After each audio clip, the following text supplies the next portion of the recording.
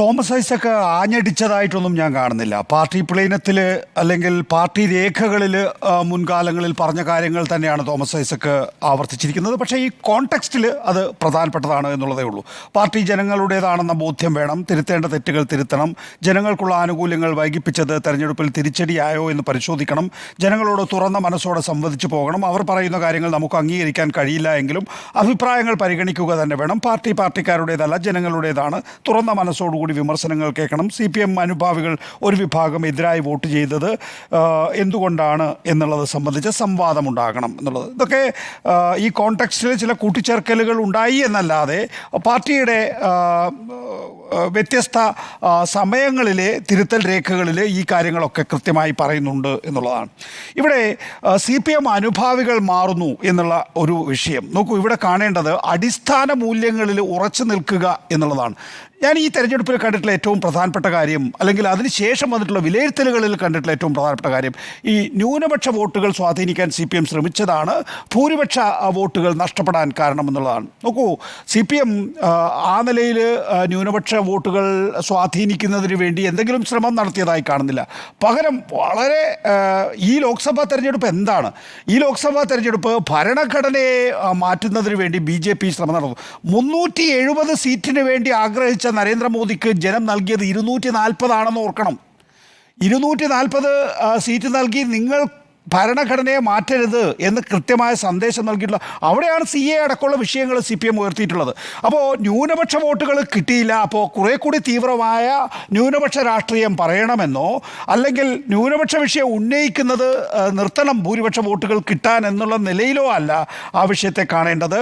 വർഗീയ സംഘടനകളുടെ വളർച്ച, അത് വർഗീയമായ ചേരിതിരിവുണ്ടാക്കുന്ന രാഷ്ട്രീയ സംഘടനകളുടെ വളർച്ച, നേരത്തെ ശ്രമിച്ച് പരാജയപ്പെട്ട ജാതി സംഘടനകൾ വീണ്ടും സമൂഹത്തിൽ വർഗീയ ചേരിതിരിവ് ഉണ്ടാക്കാൻ നടത്തുന്ന ശ്രമം, ഇതിനെ തിരിച്ചറിയുക എന്നുള്ളതാണ്. 2 സംസ്ഥാന സെക്രട്ടറിമാരുടെ കാര്യം ഞാൻ പറയാമുണ്ടി. ഒന്ന് VS അച്യുതാനന്ദനാണ് സംസ്ഥാന സെക്രട്ടറി ആയിരിക്കുന്ന ഘട്ടത്തിൽ കേരളത്തിലെ SNDP യോഗത്തിനെയൊക്കെ തന്നെയും ഈ നിലയിലുള്ള പ്രവർത്തനങ്ങളെ അടിച്ചിരുത്തിയത്. ഒരു ഘട്ടത്തിൽ വെള്ളാപ്പള്ളി നടേശന് വീട്ടിൻ്റെ പുറത്തിറങ്ങാൻ കഴിയാത്ത രീതിയിലുള്ള ഉപരോധം VS അച്യുതാനന്ദൻ നടത്തി. അന്ന് വെള്ളാപ്പള്ളി നടേശൻ തന്നെ എന്നോടൊരു അഭിമുഖത്തിൽ പറഞ്ഞത്, എൻ്റെ മകൻ തുഷാർ വെള്ളാപ്പള്ളി VS അച്യുതാനന്ദൻ്റെ കാല് പോയി പിടിച്ചിരുന്നു. എന്ന് വെച്ചാൽ ഫിസിക്കലി തന്നെ കാല് പോയി പിടിച്ചിട്ട് പോലും ഒരു അണുകിട വ്യത്യാസത്തിൽ അതിൽ നിന്ന് പിന്മാറാൻ VS അച്യുതാനന്ദൻ തയ്യാറായിട്ടില്ല. മറ്റൊരു കാര്യം, പിണറായി വിജയൻ സംസ്ഥാന സെക്രട്ടറി ആയിരിക്കുന്ന ഘട്ടത്തിൽ കേരളത്തിൽ കഴിഞ്ഞ 1-2 പതിറ്റാണ്ട് ന്യൂനപക്ഷ മേഖലകളിൽ വലിയ നിലയിൽ വർഗീയ ചേരിതിരിവുണ്ടാക്കുന്ന വിഭാഗങ്ങൾ ഉണ്ടായിട്ടുണ്ടല്ലോ. ഇവരോടൊന്നും ഒരു കണിക പോലും വിട്ടുവീഴ്ച ചെയ്യാതെ, അല്ലെങ്കിൽ അവരോട് സംസാരിക്കാൻ പോലും കൂട്ടാക്കാതെ രാഷ്ട്രീയത്തിൽ വേറിട്ട രീതിയിലുള്ള ഒരു നിലപാടെടുത്ത സംസ്ഥാന സെക്രട്ടറിയുടെ പേരാണ് പിണറായി വിജയൻ എന്നുള്ളത്. അപ്പോൾ ഇതിൽ ഏതെങ്കിലും തരത്തിൽ മാറ്റങ്ങൾ ഉണ്ടായിട്ടുണ്ടോ? ഇവരും അവരും എന്നുള്ള നിലയിലേക്കൊക്കെ ഈ പറയുന്ന ദൈനംദിന രാഷ്ട്രീയത്തിൽ അവരോടൊക്കെ തന്നെയും മൃദു സമീപനം പുലർത്തിയിട്ടുണ്ടോ? SNDP യോഗത്തിൻ്റെ കാര്യത്തിലായാലും SDPIയുടെ കാര്യത്തിലായാലും ജമാഅത്തെ ഇസ്ലാമിയുടെ കാര്യത്തിലായാലും ഏതെങ്കിലും തരത്തിൽ മൃദു സമീപനം പുലർത്തുന്നുണ്ടോ? അത് UDF പരിശോധിക്കണം, ജമാഅത്തെ ഇസ്ലാമിയുടെ കാര്യത്തിനകത്തും SDPIയുടെ കാര്യത്തിനകത്തും. എന്നതുപോലെ CPM വിലയിരുത്തണം ജാതി സംഘടനകളുടെ കാര്യത്തിൽ. ആ നിലയിലുള്ള പരിശോധന നടത്തിയ അടിസ്ഥാന മൂല്യങ്ങളിൽ ഉറച്ചു നിൽക്കാൻ കഴിഞ്ഞിട്ടില്ല എങ്കിൽ CPMനെ സംബന്ധിച്ചിടത്തോളം വോട്ട് ചോർച്ച ഉണ്ടാകുമെന്ന കാര്യത്തിൽ തർക്കമില്ല. പിന്നെ ഈ ബൂർഷ്വാ ജനാധിപത്യത്തിൽ തങ്ങളിലെ തെറ്റായ പ്രവണതകൾ അരിച്ചരിച്ചിറങ്ങുന്നു എന്ന് MV ഗോവിന്ദൻ മാസ്റ്റർ പറഞ്ഞല്ലോ.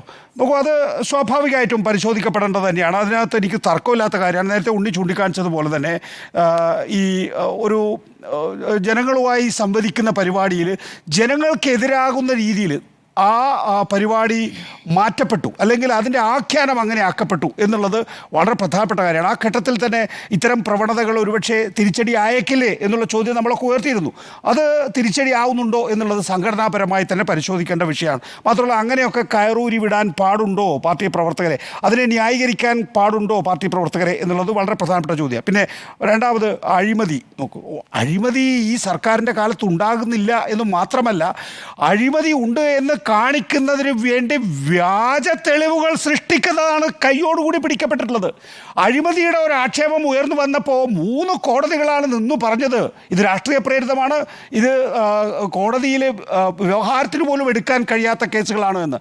അതിനുശേഷമാണ് ഒരു BJP നേതാവ് ഇതാണ് വിദേശ അക്കൗണ്ട് എന്ന് പറഞ്ഞ് രേഖകൾ സമർപ്പിക്കാൻ ശ്രമിക്കുകയാണ്. അത് പ്രതിപക്ഷ നേതാവ് കൊണ്ടാടുകയാണ്. അപ്പോൾ അത് പൊളിഞ്ഞുപോയി എന്നുള്ളതാണ് നമ്മൾ കാണേണ്ടത്. അപ്പോൾ അഴിമതിയല്ല, അഴിമതി ഉണ്ട് എന്ന് കാണിക്കാനുള്ള വ്യാജ ആരോപണങ്ങളാണ് ഇവിടെ കൈയോടെ പിടിക്കപ്പെട്ടിട്ടുള്ളത് എന്നുള്ളതാണ്. പിന്നെ എന്താ സംഭവിക്കുന്നത്? സ്വാഭാവികമായിട്ടും അതൃപ്തി നിലനിൽക്കുന്നുണ്ട് ആളുകൾക്കിടയിൽ. ഞാൻ കഴിഞ്ഞ ചർച്ചയിലും പറഞ്ഞു, ഈ നാട്ടിൽ ക്ഷേമ പെൻഷൻ നൽകിയിട്ടുള്ള തോമസ് ഐസക് വളരെ വ്യക്തമായിട്ട് പറഞ്ഞു അത്തരം കാര്യങ്ങൾക്കാണ് പ്രയോറിറ്റി നൽകേണ്ടതോ എന്നുള്ളൊരു തിരിച്ചറിവ് CPM-നെ സംബന്ധിച്ചിടത്തോളം ഉണ്ട്. ക്ഷേമ പെൻഷൻ നൽകിയിട്ടില്ല, സർക്കാർ ആശുപത്രികളിൽ പോയാൽ മരുന്നില്ല എന്നുള്ള അവസ്ഥ ഉണ്ട്.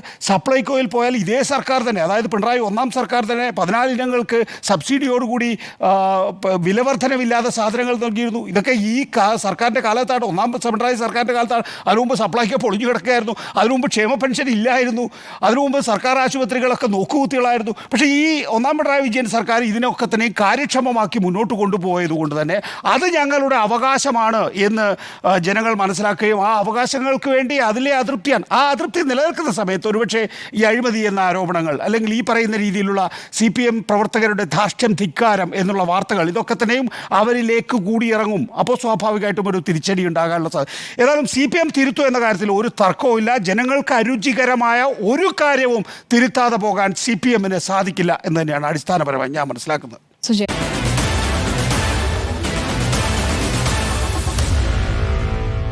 Meet the editors.